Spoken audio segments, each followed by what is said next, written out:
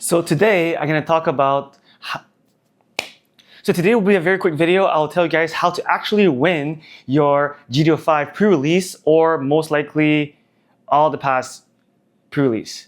And I'm Rusty CG, and if you don't know this channel, please give a subscribe, like, and comment below what was your strategy for winning your GD05 pre-release. And today I have like two decks with me. This was yesterday. This was I think Saturday deck, and I did 3-0, 3-1, 3-0. So I have a total record of 9-1 with a steel deck.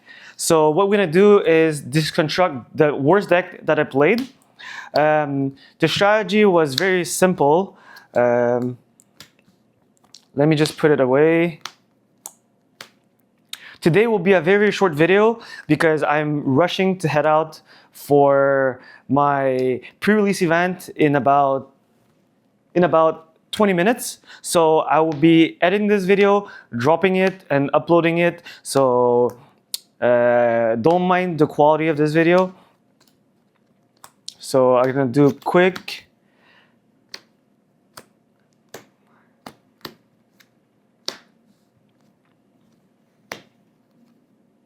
So this, I think I didn't pull anything good at all on all of my pre-release. And I just got like shit. So this is the worst deck, and I still managed to be able to win with it. So I always play about 3 bases. Base are so important because if you don't have base, you don't have blockers, you basically lost the game if you open and aggro you. So 5 HP base and 6 HP base if you have a chance. I think 3 base out of 30 cards, it's perfect. So it's about 1 out of 10 cards. So you will hit your base most likely 10% of the time. In the shield will be a little bit lower. I'm not sure, but if you get it in your hand, you just play it whenever you need it. Just don't crack your EX, take as least damage as possible. I'm playing 3 pilots. So this is the best pilot in the game, Crutcher. It's an Amro. So if you get an Amro, like you just play it because it's just like the best pilot. If your opponent has a blocker, you rest it and you go for life. I don't do much trade unless I'm behind. So 3 pilots. Good pilots are the 2-1 and the 1-2.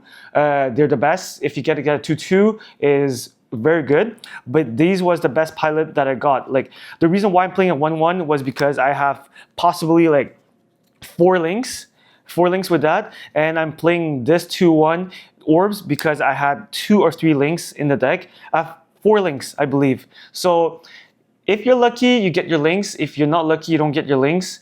Try to play archetype that goes well together, or just good pilots. Good pilots, 2-2, 2-1, or 1-2. The reason is because you need to trade into units, you need to break base, you need to break units and still survive. So that's why 1-2 is insane. But this one, it's almost like a 2-2 because if you link it, if you pair it and your opponent has 7 or more cards in their trash, this becomes +1/+1. So this is actually a 2-2 for turn 3. It's just very, very good. And I play the weenies. Normally my rule of thumb is 5 to 6 weenies, but I only managed to have 4, and I still managed to take first. So I always go first in pre-release because you just want the extra draw because you have no draw in pre-release. So if you get draws, then it's good. The best unit in the game are the 3-2. So the 3-2 that give you about stats of 3-4, 3-4. 3-3 are like fine, but if you can manage to get like, you don't manage to get these, you can get like, for example, so this is turn 4. So basically if you can get like units that are 3-3, 2-4, like high HP, they're good. This is bad. Like I played because I didn't have a choice because I don't have any better 3-2 units, but they're very good if you're going first and you get a chance to break base and just keep putting pressure. But most likely people are gonna trade their weenie into this, and you just lost a big unit that's a 4-2 to a weenie. So that's the reason why it's very bad 3-2 units. But you also have 3-3 units I didn't got the blocker. So what I meant to say was your best unit was not the 3, but the 4. So if you get to play a lot of 3-4, like I have 4 3-4 units, and I have 1 4-3 units. At first I was playing like 3 and 3, but I switched it up to 1 and 4. And because I didn't have enough, because like I said, my pool was very, very absolutely garbage. So that was the best unit. So like I said, I have 1, 2, and I have 3 lings with orbs. So I have 4 pilots actually, because I have 4 lings. So 3 lings. I have 3 lings. So I played 2 pilots for 3 lings. And I have 1, 2, 3. I got 3 lings for Sting. So actually I'm playing 4 pilots because of the links, because I need to finish, like I win so many games with a link per game, so that guaranteed the link. But normally I'll play 3 pilots, and this is the MVP. This is the best unit in Steel because it allows you to pop all the weenies. If they're playing weenies, you plate, you destroy a weenie, it's a +1. You swing, you destroy another weenie. So you stop them from playing weenies, and if they do play weenie, you pop them. So this was my curve. I didn't have any level 5, so I only had 1, and I had level 6. So the late game is very important because you need bigger units. It's hard to take care of, and your opponent need to trade 2 units into it, or maybe 3 units into it if they don't have the card they need. And in case if they have, let's say, a pilot, they need to trade 2 for 1 for anything that's above 5 HP, most likely, unless they have a Rizal and just like swing into it. I have 1 boss monster. I only have 1, so like that's as much as I could do. But this was the worst deck that I built, and I have Darkness Finger. Ping is very good. This card is mid, but I need to stop some aggro. I need to bounce something to gain back tempo. So if I bounce a unit, I can swing for shield and still be away from lethal and force my opponent to trade into my units if they have, unless they're gonna link. So always count how many units they have, how many shield you have, so to count how many turns you have left. So if you put them to lethal, their force they have no choice to trade into unit if they don't have the link to go for you. But most likely a smart player will trade your units because they don't have a choice, because otherwise they lose. And over here you have this. It's like a mid unforeseen naval bombardment, but it also heals, and it gave +2 HP to any friendly units. So it's actually good. It's clutch. And you have this, which is the unforeseen, but only on level 3 or less. So this is the worst deck. And I'm gonna go very, very quickly because I'm running out of time, because I need to go. And if I want to get this video up before I leave. So Exia was my MVP for this weekend. So one of the best unit. If you get Exia and you get your 5-3 pop a unit, I didn't get it, so it's fine. So level 4, 3 pilots, command, base, unit. So it's always about values. So if you get values, you win the game. So you make sure that you do good trades, and you get values, and you kill something, you stay alive, you're probably gonna win. So, and you aggro them out. That's the strategy. If not, you play control if you can. So this was my deck. So it's 100% value. So that's what I did.